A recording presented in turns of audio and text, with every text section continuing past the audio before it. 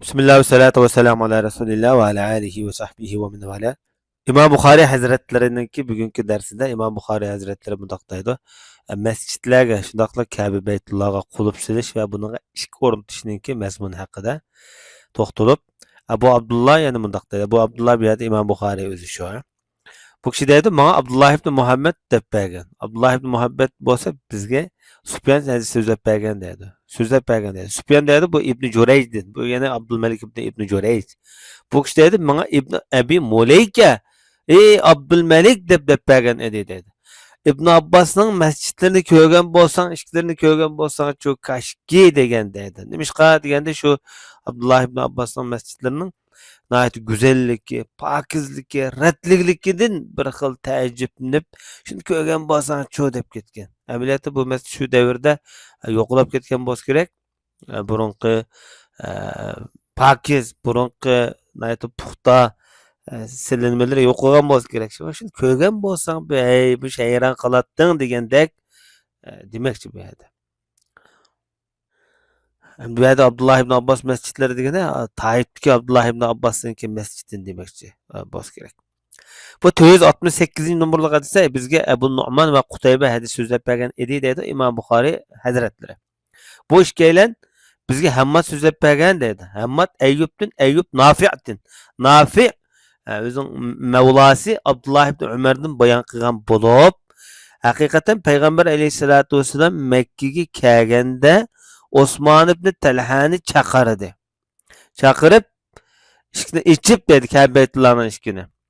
Peygamber aleyhisselam Bilal, Osame ibn Zeyd, Osman ibn Talha Kabe'nin içine girip ondan işkini takap koydu.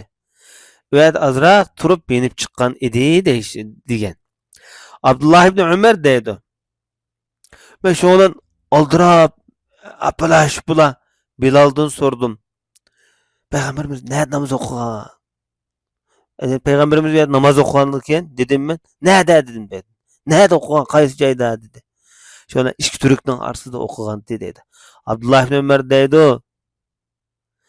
Şu vakti da hem de Peygamber Aleyhisselam verdi kançılık namaz okuğan dep sual soraş Mescid-i İslam kallam geldi bir dedi. Bu Abdullah ibn Ömer'ninki bu kılıkı acayip bir söyümlük demiş ki degende Peygamber sallallahu aleyhi ve sellem'nin bir işte kıyğanlık olalım kupaylanmaydı. Kanda kıyğan, nerede kıyğan, kayısı orunda kıyğan. Acayip inçik soraydı. İnçik soraydı. Bu cihetten bu kişininki bu sahabelerge okşamaydigan farkı bu. Bu bugünkü hadislerdeki ravilarning hemisinden tercümalı çıkan illa Osman ibn Talha'nınki tercümalı çıkmagan. Yani bu Osman ibn Talha kim o degan vaqtida Osman ibn Talha ibn Abi Talha nomi bilan mashhur. Bu kishi Abduddar jamoatidan bo'ladi. Payg'ambar sallallohu alayhi vasallamninki qabilasi bo'lgan Quraysh qabilasidan, Abduddar jamoatidan. O'zi muhojir sahoba. Muhojir sahoba deyishimizda Payg'ambar sallallohu alayhi vasallamninki huzuriga shu Umr ibn As, Xolid ibn Valid qatorliq büyük sahabalar bilan birga qaytib kelgan. Bu kishininki dadasi Zubayr ibn Avvamning qo'lida Uhud urushida kafir holatda o'ldirilgan. Chunki Uhud urushida shu Talha oilasi, Abi Talha oilasi Abu Abduddar jamoatidan bo'lgan.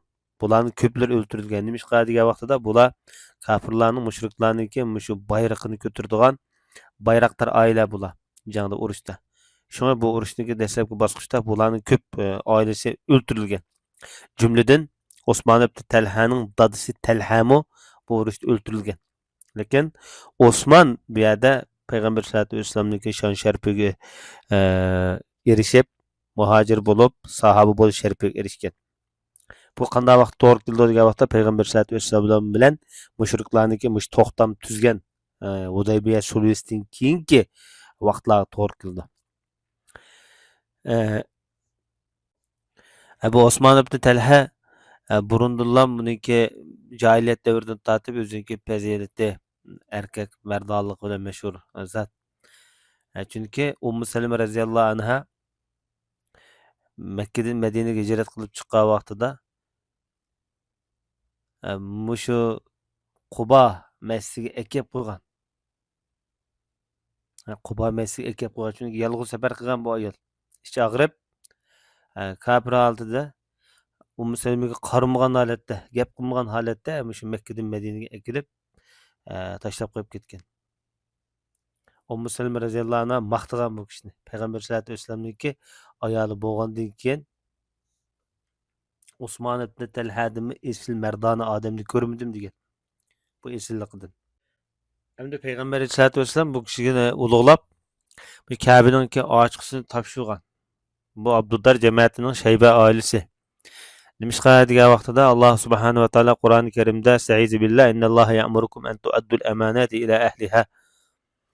Sizlar omonatni o'z ahliga qaytarishga buyurdi Alloh degan oyat tushgan vaqtida Ka'baning ochiqisini mushu oilaga topshirgan. Sabab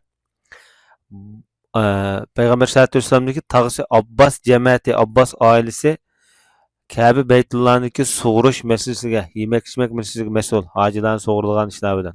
Chunki bu yaxshilikni talishib qiladigan odatda. Bu Shayba oilasi bu Ka'ba Baytullohniki ba'zi bir qism ma'muri, ishlarni ichish, yepish degandek bunday ishlarga mas'ul. Hojiblik masalasini o'z ustiga olgan. Bu xil uzundan beri jahiliyatdan tatib davomlashib kelgan bir talishib qiladigan esil bir odat bu.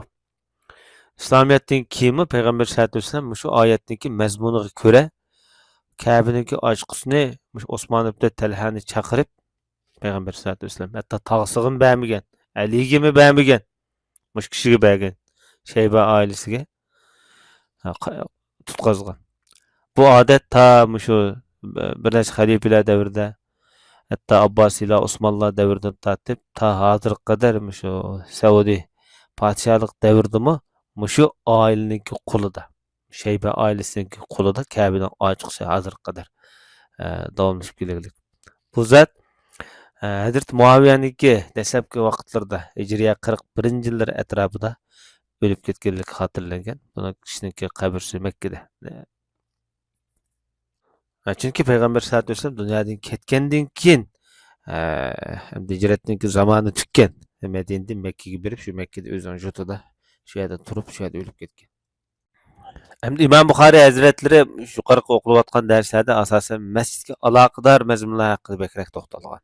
Tuvandagi hadislardimi, bablardimi mushrikning masjidga kirishi haqida Imom Buxoriy tuvanda bundoq deydi.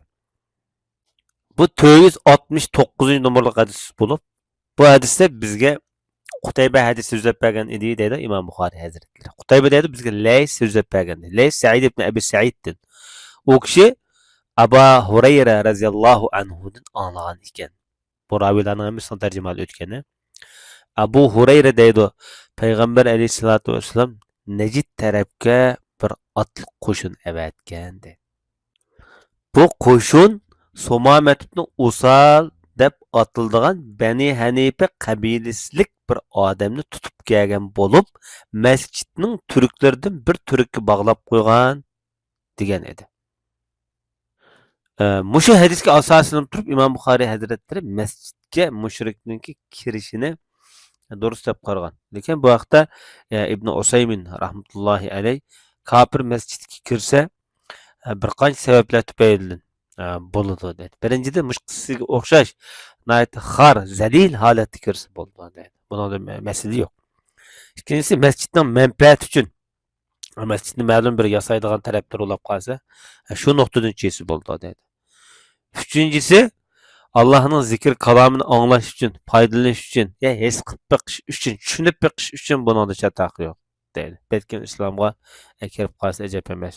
İslamning go'zalligini his qilib qolsa ajab emas deydi. To'rtinchisi, buningdan boshqa bir kirish sabablari bor. Ba'zilar masalan bo'lmaydi deganlar bor, ba'zilar bo'ladi deganlar bor. Hammasi ya'ni musulmonlarniki ruxsat bilan bo'lishi kerak. Buni mustaqil holatda kirishga erkin qo'yitishga bo'lmaydi dedi. Mana bu to'g'riroq qarash deb qaragan. Chunki buni nazorat bilan musulmonlarni ko'zitish asosiy chesi bo'ldi degan qarash yoqtirgan. Bu yana musulmonlarga yoki masjidga ziyonli bir taraflar bo'lib qolishdan oldin olish asosi bo'lib qolgan. Hamda mush masjidga tava o'birnilarga kirsa bo'lamdi kafirlar degan masaladami? İbn Usaymin rahmatullohi masjidning teshida bo'lsa kerak yo'q. bo'laverdi. Hatto masjidning teshidagi suv so'yitadigan to'natqulardan, suv so'yitadigan narsalardan, masalan, uskunlardan suv issi bo'ldi deb qaragan. Endi koni masjidlarni muzeyga aylantirayotgan holatlar bo'lganda, musulmonlar diyorlarida. Bunun kafirlar kirib, buni ko'rib chiqish bo'ladi desa, agar shuning o'rniga yangi bir masjid silib, buni tashlab qo'ygan bo'lsa, ha, o vaqtida mayli. Shuningda kon masjidning bu yerda masjidlik roli tugaydi, masjidlik hukmi tugaydi. Ammo u koni masjidning o'rniga yangi masjid solmay, unda masjidlarni muzey qilib o'tib qilgan bo'lsa, uning da durust bo'lmaydi deb qaragan. Bugungi darsimiz mushayich bo'lgan. Sallallohu alayhi va nabiyina Muhammad va ala alihi va sahbihi ajma'in.